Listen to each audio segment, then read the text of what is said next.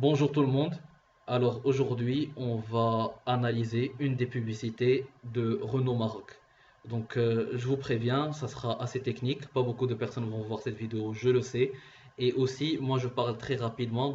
S'il y a des termes que vous ne comprenez pas, bien sûr, je vais essayer d'expliquer, de simplifier au maximum. Mais si vous avez des termes que vous ne comprenez pas ou s'il y a une partie que vous n'avez pas compris, dites-le moi en commentaire et je vais répondre. Donc là, on est sur la bibliothèque publicitaire Facebook. Alors la bibliothèque publicitaire Facebook, donc vous pouvez écrire juste sur Google Facebook AD librairie, elle vous montrera où vous trouverez cette page. Donc là, quand on met Renault Maroc, donc on va analyser cette publicité, une offre spéciale fonctionnaire.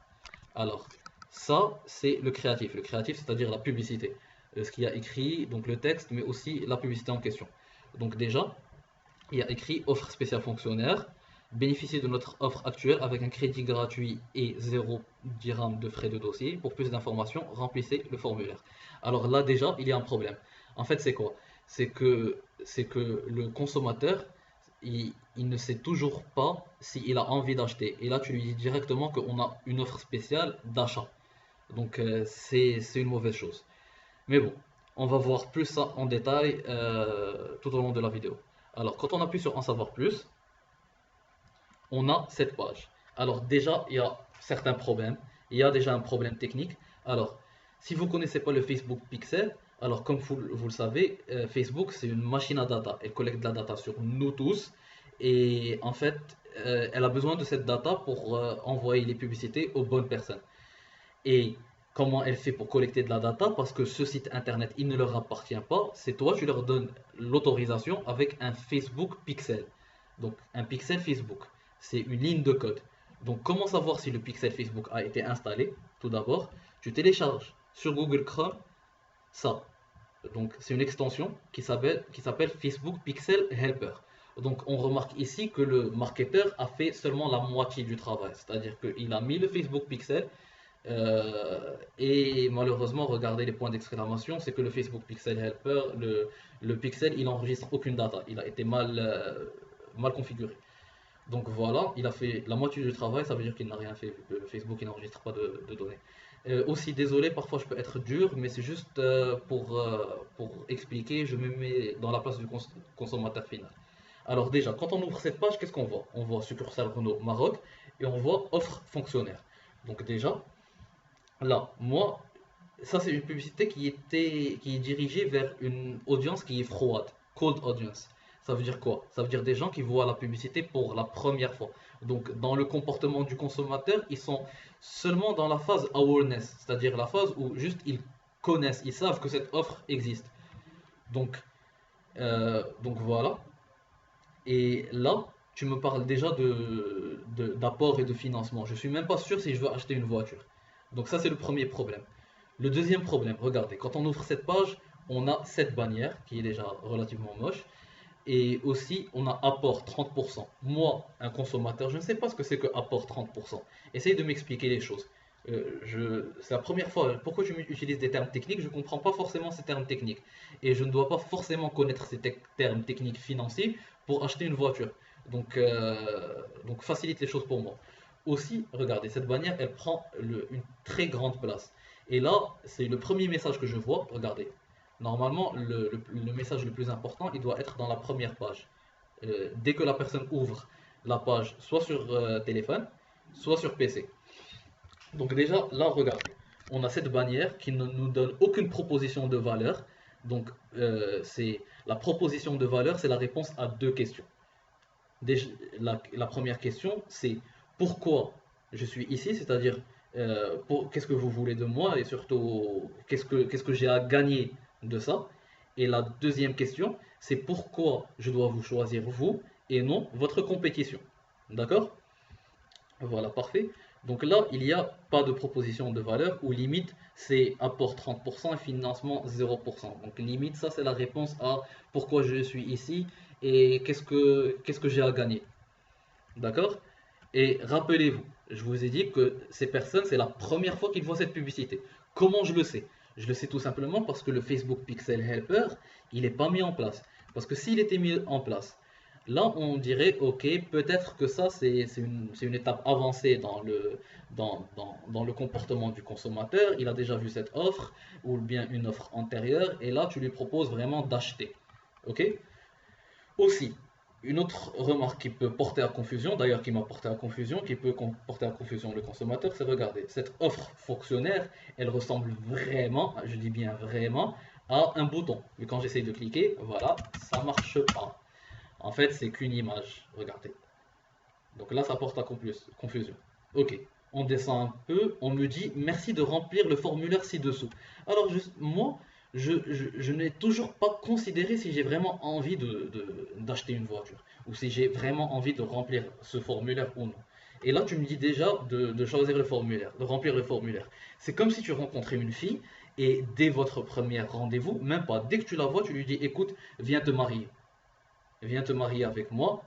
C'est la même chose. Là, tu leur dis, écoute, on vient de se rencontrer, mais achète. Ça se fait pas. Donc, on me dit de remplir le formulaire. Moi, je sais même pas si j'ai envie de remplir ce formulaire. On me donne de choisir plusieurs voitures différentes. D'accord. Et ensuite, on me dit, voilà, il y a le formulaire, nom, prénom, email et téléphone. Comme j'ai dit, je sais même pas si j'ai envie de remplir le formulaire. Ça veut dire que déjà, le fait d'envoyer du trafic directement vers cette page, ça va vraiment tuer leur conversion. Et finalement, leur conversion, c'est le nombre de personnes qui vont appuyer sur ce bouton. Je profite de cette offre. Alors, donc, quand tu me dis là, téléphone, sachant que je suis même pas sûr si j'ai envie d'acheter, là je me dis si je vais remplir ça, il y aura un vendeur qui va m'appeler, il va commencer à me faire chier, j'ai pas tellement envie de voir ça, donc non, je vais pas remplir ce formulaire, déjà.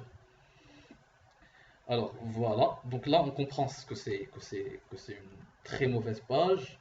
Déjà parce que le pixel il n'est pas mis en place et aussi que ça ne suit pas finalement le chemin logique vers le comportement du consommateur. Parfait. Donc normalement, qu'est-ce que qu'est-ce que qu'est-ce que qu'est-ce que Renault devrait faire? Donc déjà, il devrait déjà bon, donc désolé, 2 secondes. Restez avec moi, ou bien si c'est. Donc ça va prendre quelques minutes. Bon, c'est pas nécessaire. Ok.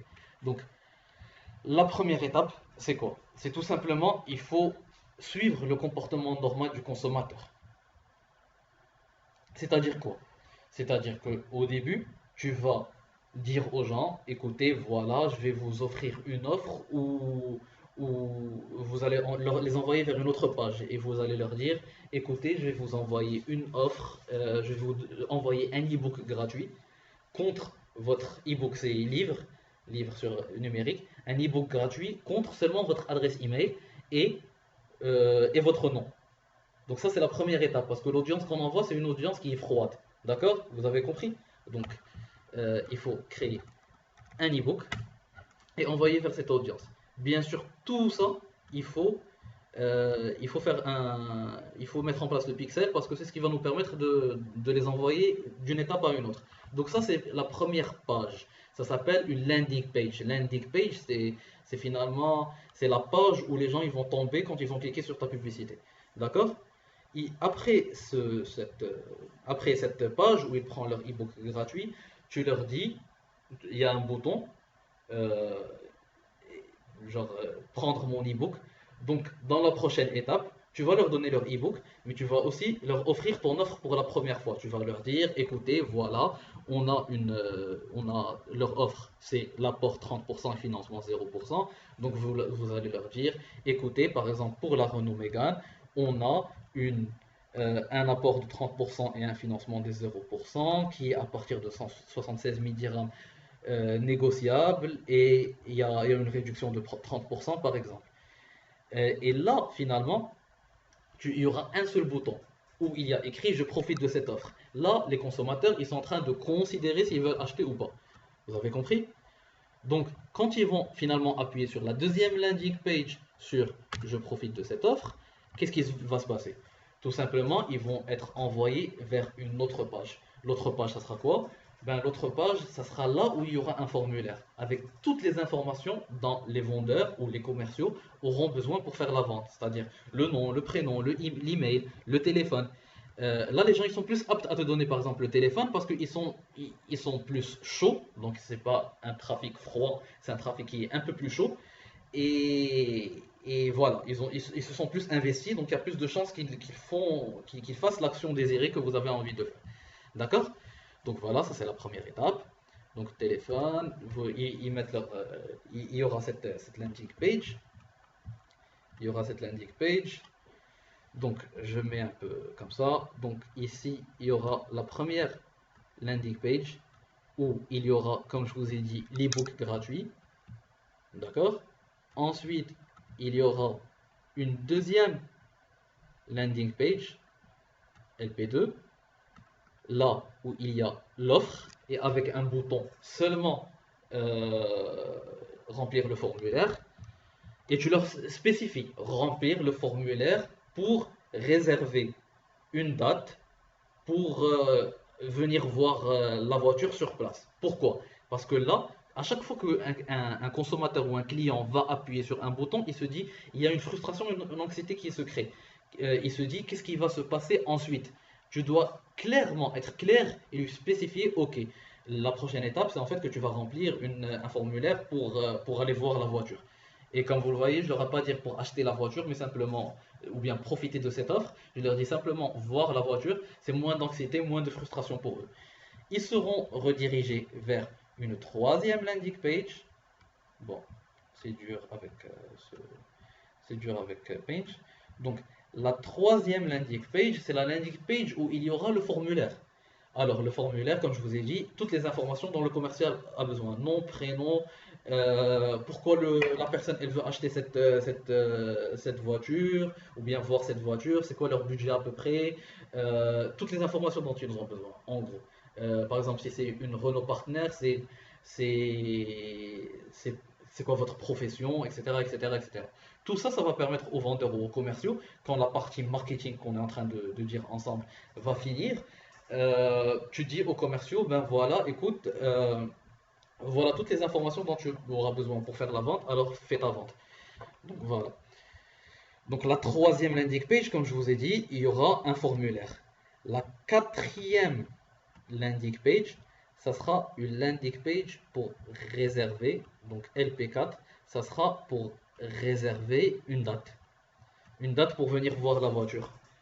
Donc tu leur dis, ok, choisis ta date, la date qui t'intéresse, appuie ici, ici, ici, ici, et il y aura seulement le bouton à la fin quand ils ont choisi la date, euh, j'ai fini, par exemple.